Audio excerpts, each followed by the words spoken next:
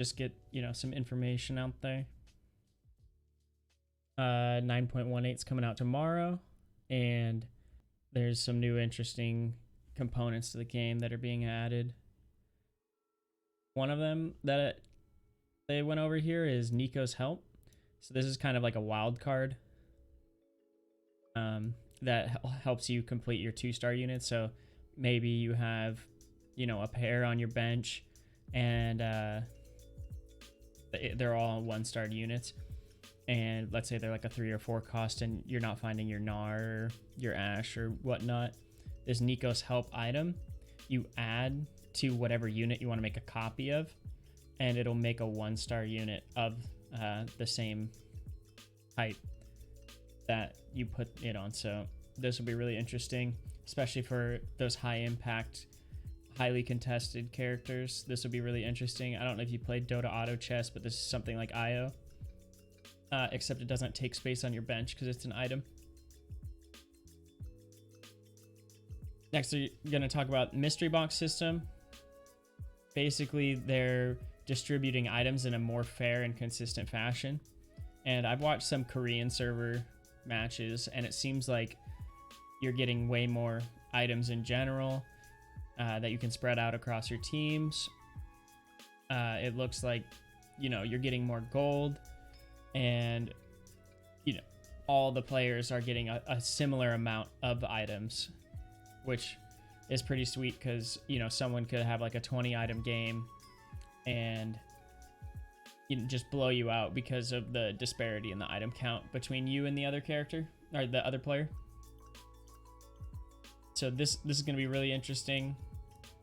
I bet that, you know, rangers and gunslingers and anyone who can take advantage of on-hit effects, probably like even void assassins, might get like a small buff just because of all of the items, so all of the on-hit effects. They also changed the, you know, XP amounts that you level at. So all of the levels that were listed here were the ones that were changed. So at level 5, instead of 10 XP, you level at 12 XP. So its interval is 1 turn later. Same thing at level 6. Instead of 18 XP, you level at 20 XP. So by level 6, you actually have 2 more stages before you can naturally level, which will be really interesting. Slow down the game a little bit more, let you really collect all of those tier 1 units, make sure that you can level them up into 2 stars, and maybe slow down early game a little bit, and people won't be speed rolling over them because it's going to be more expensive. Same thing here at level 9, you'll see it's actually a 6 XP increase, so that's 6 gold, which can be pretty big. You know, sometimes you're 4 gold shy of leveling to level 9 already and dying. So it's going to make it even more risky, because if you look here, you add all this up, here's, you know, an increase of 2, increase of 2, increase of 2, that's an increase of 6 total, then increase of 4, that's an increase of 10 total. So an increase of 16 extra gold to get to level 9 completely. So endgame's going to be, you know, a little bit later in the game. It's going to cost 16 extra gold, and that could be a lot. Next, they changed the tier drop rates for champions. So early game, they went from 65% to 70% for 1 cost units, 25% down from 30% for 2 cost units, and then 3 cost units stay at 5, 0, 0 for 4 and 5 cost. Then here you'll see it went down by 2% for 1 cost units at level 5. You know, 2 cost units stayed the same, 3 cost units stayed the same, and that 2% that was lost by the 1 cost units got added here. So it went from 3% to 5% for 4 cost units at level 5. So you're going to actually see a higher likelihood of 4 cost units at level 5. Level 6 here, you'll see your tier 1 units are increasing in chance from 24.5% to 25%. So there's a 0.5% floating. And the 0.5% actually comes from the 5 cost units at level 6. So you can no longer get 5 cost units at level 6, which will be really interesting. You'll no longer see 6 nobles at level 6. You'll no longer see 6 shapeshifters at level 6. 6 blade masters. Anything that had a legendary unit, you won't see a Pantheon Shyvana at level 6. And all of those things could be seen as unhealthy randomness. So this is a really interesting change. I think that, making people power spike into legendaries 1 turn later is actually a pretty big deal. And then the last change is at level 9, you get a 2% decrease in your 3 cost units and a 2% increase in your 5 cost units. So you'll see that all of these things still add up to 100, and anything that got shifted from the previous things, got shifted in the new values. Another big change, tier 3 champions pool went from 21 champions to 18. So there's 3 less 3 cost champions in the pool per champion. So that means that, it's going to be harder to get your Shyvana 2 online, your Aatroxes, Morganas, Rengars, Evelyns. All of those 3 cost carries are going to be pushed back a little bit. And it's also going to make rolling for 3 cost units earlier even stronger. So you might want to start prioritizing when you're going to be looking for these 3 cost units, looking at scouting the boards, seeing if there's a bunch of people going for the unit that you want. And if you start to see that, maybe prioritize rolling a little bit earlier when you have good percentages of 3 cost units. So maybe level 5, level 6, because they might all be taken up and you might not be able to get your units because there's 3 less. The counter to this though is that Nicos Help. So don't be afraid of getting a pair, because there is an opportunity to get a wild card. I wouldn't count on it, but just know that some of this chance of upgrading your units could be offset by Nicos Help.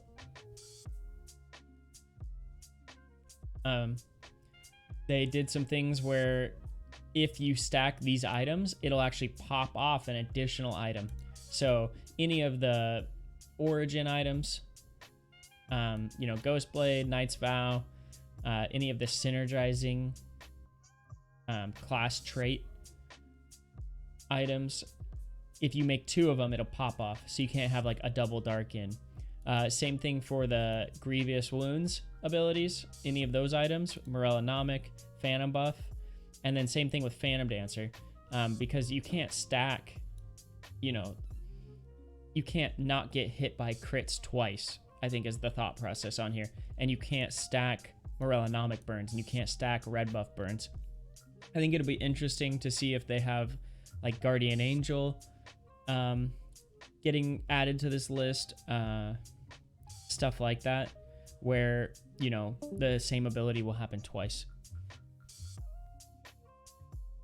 I think there's another one that I'm missing that can be paired in with there. There's some new 9-piece bonuses. So 9 assassins, 225% crit damage, 40% crit chance. Sorcerer 9-piece gives you 175% spell power. So you'll just be, one-shotting everything if you have a 9-piece sorcerer. This one might be one of the biggest ones, is the new wild buff. So in addition to the old wild stacks where you get 12% attack speed per attack up to 5 stacks, now their basic attacks can't miss. So you could potentially have 4 wilds and not have any basic attacks miss.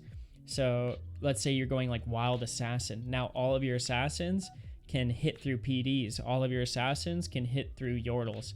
And I know not many people are building Phantom Dancers and not many people are building Yordles, But this is absolutely insane for those scenarios that, you know, somebody did build Yordles or somebody did build the PD, because it does happen and it could be game changing.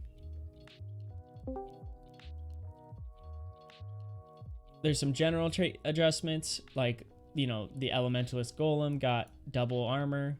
The Knight damage reduction at 4 and 6 Knights got increased by 5 and 10 respectively. And then the jump delay on Assassins got increased. So what this means is that Assassins are going to jump later. So that's more time for your, you know, enemies' units to pull up, and then the Assassins can jump behind because those frontline units have pulled up so far. Then there's just, you know, some general updates to champions. Camille got attack damage, so did Elise's Spiderlings. Grave got 10 extra armor.